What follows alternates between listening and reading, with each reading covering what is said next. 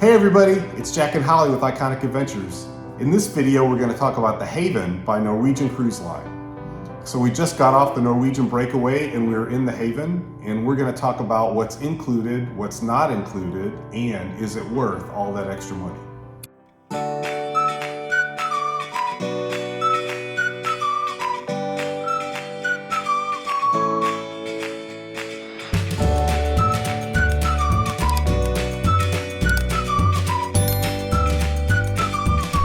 Okay, so maybe what we should start with is just the basics.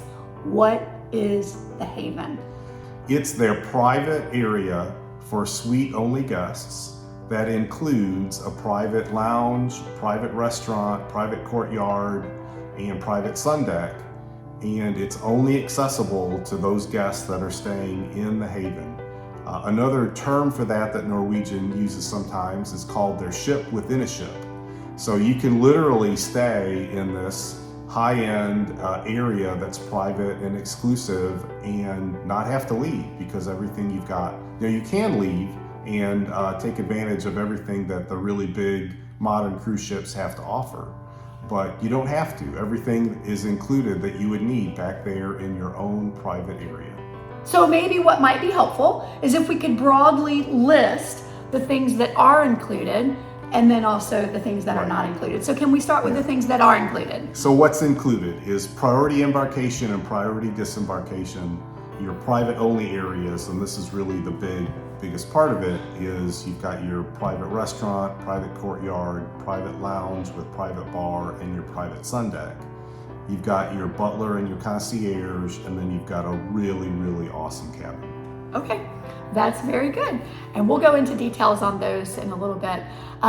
Can we do the same for the things that are not included? What's not included is any special discounts on Wi-Fi, on drinks, on excursions, on any of the attractions on the ship.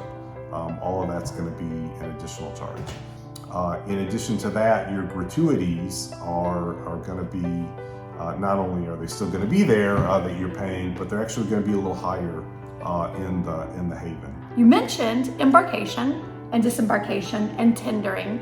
So can you help us understand why is that so special?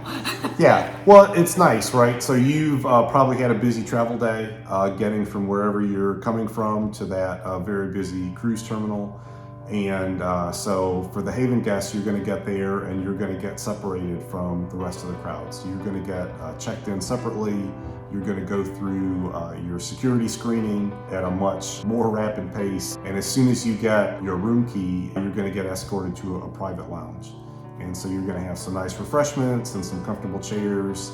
And as soon as the ship is ready to accept passengers, you're going to be amongst the first people that get on board the ship, and you're going to get escorted directly to the Haven, where there's going to be some folks that are there to warmly greet you and start your Haven experience right from the very beginning.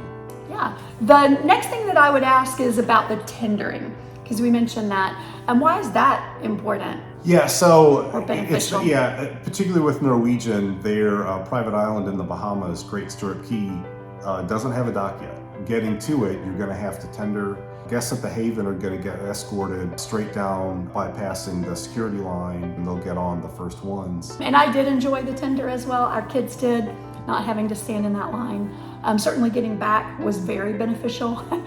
Getting there, people tend to go at a more, broken up pace, but not so on the return. The next thing is about the private only areas. Can you tell us, once you enter this area with a key card only, tell us how that works. What are some of the areas and what are the pros and cons to those? That's right. So the Haven is comprised of 4 areas. You've got the lounge, the courtyard, the sundeck, and the restaurant. So let's start with the lounge. Tell us a little bit about it. Yeah, so the lounge is kind of the hub of everything that's in the Haven. First of all, you've got a really nice seating area that you can hang out in. The lounge also is where the concierge desk is. So if you need to use the concierge, they're there at their desk pretty much all day. And then the lounge has the private bar. During peak dining hours, the bar gets a little busy, but other than that, it's very, very casual. And so just walking up and getting what you want is really easy. Yeah, I think one of the things that I would just add to that is that the staff, they learn your kids as well. We felt very comfortable with our daughters going and sitting in the lounge area. It's a very nice area. There's always the executive staff in that area. They were super kind to our kids and to us. So that was really great. Why don't you tell us about the restaurant? Because it's right off from the lounge and it's a wonderful spot too. Tell us some more about it. It is open breakfast, lunch, and dinner every day. And a snack. There was also a snack. They do have a snack menu. So the menu options were really good. And one thing to keep in mind is that there is a breakfast menu, lunch menu, dinner menu, as Holly mentioned, a snack menu. Those do not change during the week. So, the things that are on the menu are really, really great. I think for breakfast, the avocado toast is kind of a favorite of ours. The French toast was very good as well. I really like the French press coffee. They give you a little pot there right on the table so you don't have to get up or hope that they come by to warm your coffee cup up. At dinner time, they've got surf and turf on the menu, and so that's filet mignon and a lobster tail. Just so that you know, I had that for 7 straight nights. And so we definitely enjoyed that a few times, and it did not get old. As Holly mentioned, do keep in mind that the menu does not change from day to day like it does in the main dining room. So if you are going to be there 7 days in a row or longer in some cases, if it's a longer cruise, it could get a little bit repetitive. We did use our free at sea dining options a couple of nights to dine in a couple of the specialty restaurants. So we had dinner in the Haven, I think 5 of the 7 nights, and really enjoyed it. Now our children, however, they do enjoy the same thing over and over because it's predictable. They know what it is. They know that they like it. So for them, they really enjoyed having the same menu. Now there were options on there, enough for them to try a little bit, but they liked that. So what about we talked about the lounge, we've talked about the restaurant. The next section off of this is this courtyard that's immediately outside the lounge, but still within the Haven area. Yeah, so the courtyard is really kind of a unique venue for the cruise ship that you're really not going to find in the larger part of the ship. And that is, you've got a covered area, so you've got a pool, a couple of hot tubs, but it's completely enclosed with air conditioning. Because it's all glass ceiling, you've got a really nice feeling of being outside, even though you're inside with air conditioning. The lower level is going to have the pool, it's going to have the hot tubs. You do have some outdoor dining space, and so if you want to eat off the menu at the restaurant, but you want to eat kind of in an outdoor sort of venue, you can sit down at the courtyard and they'll serve you just like you were in the restaurant. And we did have one of our meals out there, and it was really, really nice. So it's a really nice place to have a meal. Yeah, I think maybe one way to think about it is a solarium that is humidity controlled. Yeah, and the hot tubs were never crowded. Never. So, we used the hot tubs one day, never saw anybody else. Attached to the courtyard, you've also got a sauna. That was just kind of fun to experience on a cruise ship. Right. And again, we were the only people using the sauna as well. On the courtyard every day, they have snacks from basically sun up to way past the sundown. But it's really nice having it in your room as well. So we enjoyed that. They also have very nice lounge chairs in there. They have thicker and nicer cushions. The towels are already on them. They have side tables as well. So very, very nice. I think we fell asleep there the first day and probably slept. I think the girls and I slept for like 2 hours out there.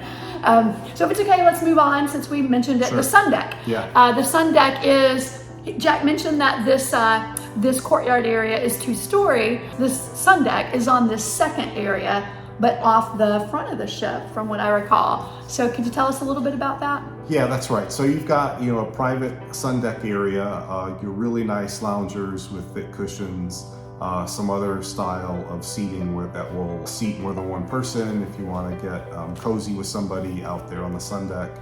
You've got some good shade options, so you've got some really big umbrellas if you want to get a little bit of shade, or if you want to just get the sun, then you can do that as well. The servers from the lounge will go through the courtyard and through the sun deck to see if you need a drink. You will not have to go down to the bar to get a cold drink. They are going to come plenty often. So sun deck is technically 16 and older. On the cruise that we were on, the whole Haven area was pretty peaceful. There were some kids around. It was never rowdy.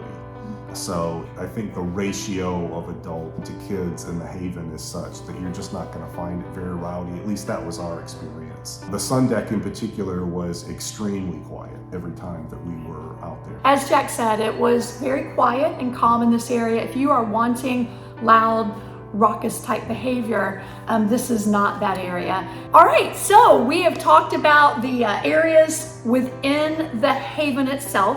What we want you to know is that concierge and butler. So that is one of the unique things. Can you tell us a little bit about what's the difference between these two individuals, and then also how they applied to our room? All the Haven rooms, whether it's in the Haven complex or outside the Haven complex like ours was, has a butler and a concierge. That can get a little confusing if you're sort of regular folks like we are and we don't really have a butler and a concierge every day. Hey sir, what do you do? It's good to get a little bit acclimated as to what they do. One simple way to think about it is that the butler handles issues inside your cabin, and the concierge is going to help you with issues outside of your cabin.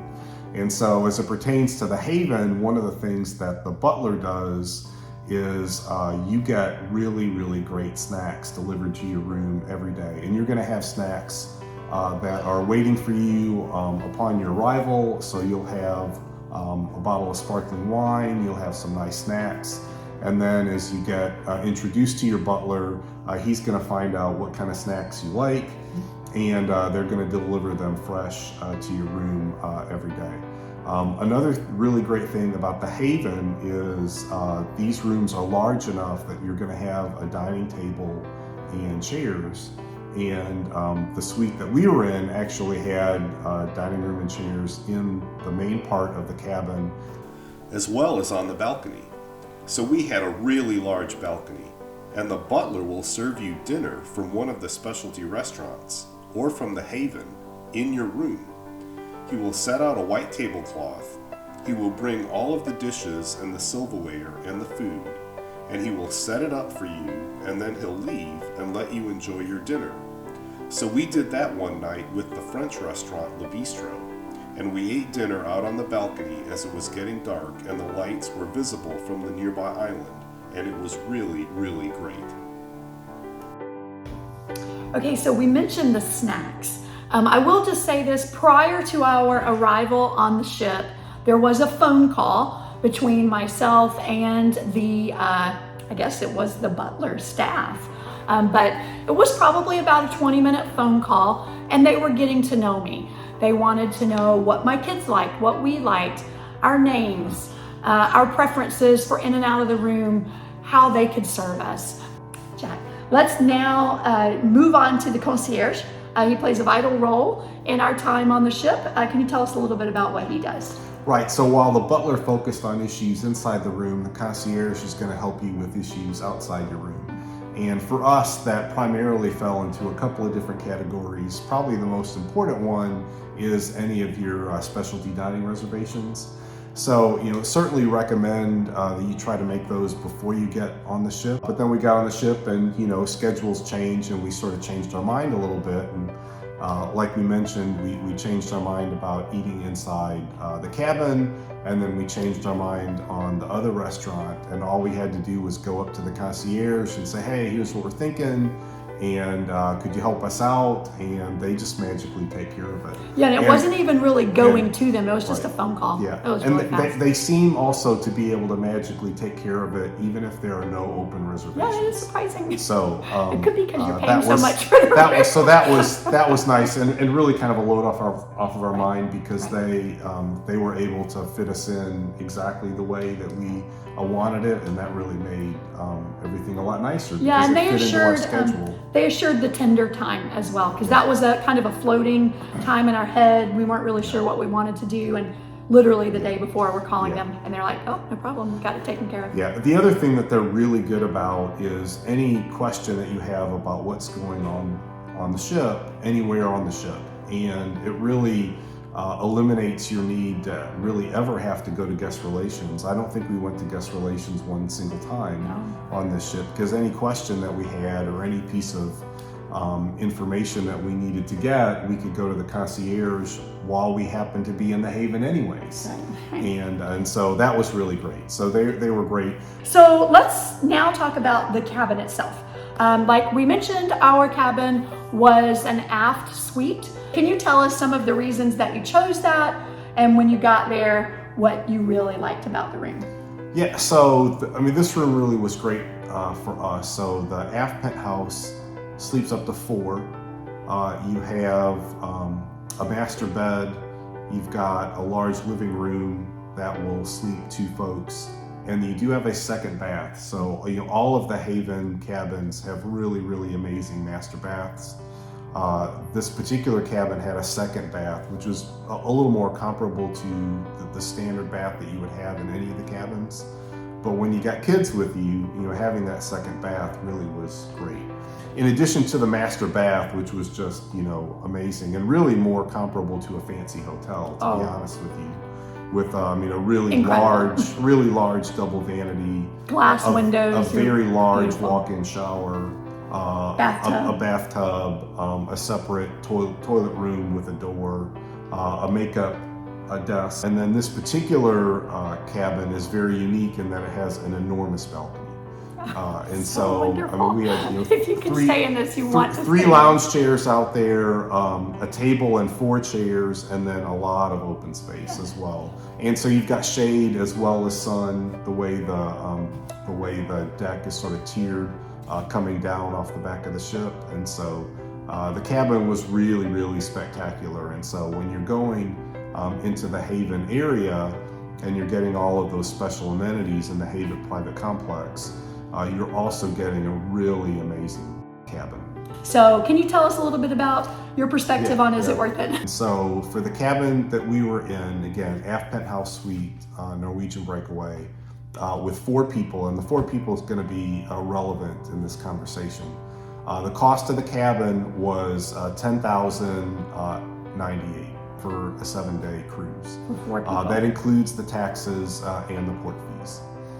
In addition to that, we had the free at sea package through Norwegian, and so there's 2 costs associated with that free at sea. It's not completely free, even though free is in the name. You do pay the gratuities on the unlimited beverage package for the adults that are in the cabin. So that was $305. And then whenever you do on Norwegian, a 7-day cruise, balcony cabin or above, including a suite, obviously, you get 2 free specialty dining meals for the first 2 people in the cabin. So that was $39.60 for the specialty dining gratuities. In addition to that, we had the gratuities on the room, which again are $25 per person per day. For 4 people, that is $700. So the total cost for the cruise for us was $11,143 and a little bit of change. For you, was it worth it? Yeah. So worth it is always a relative question, right? For us, this was a special occasion, so it was definitely worth it. But you definitely have to keep in mind what that cost is and can you really afford it. But yeah, so thank you for answering all these questions. We certainly hope that for you listening, that it has answered some questions. And until next time, enjoy the adventure.